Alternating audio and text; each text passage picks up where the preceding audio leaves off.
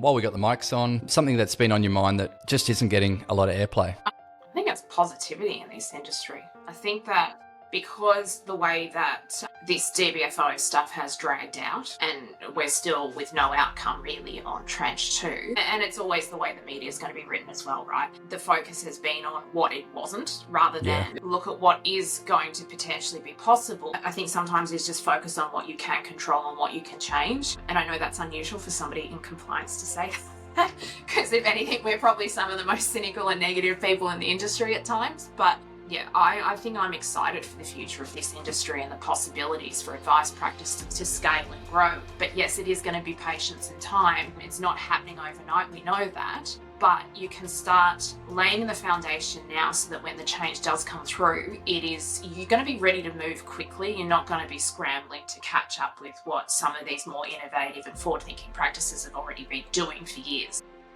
Also, maybe it is that uncomfortable cultural shift as well. Like, in a future world, do I have the right people in my business to come along this journey that we need to do? And in some cases, you may not. So you need to start planning for that as well, going, if people have a very fixed idea of what things should be, are they the right people to have in the business? Or do you get in people with that are ready to go and look at things differently, have a play? Yeah, it's almost that if you are a bit negative and you say nothing's going to change, that it's almost a self-fulfilling prophecy, so that you can then stay pat. And like you said, you don't have to then worry about how you're going to implement anything off the back of it. And it's all a bit easier to be negative. And if you're positive, you do stand out quite a bit.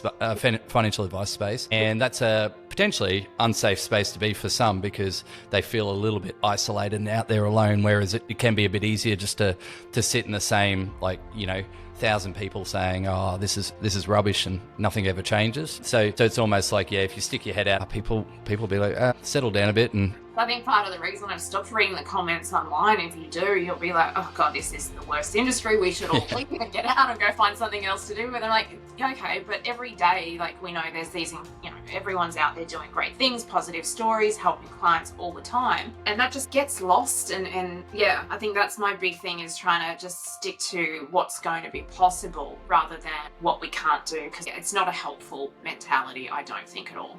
Yeah, I think that as an industry, we can't keep waiting around for somebody to tell us what to do and what to change. We need to make that change ourselves.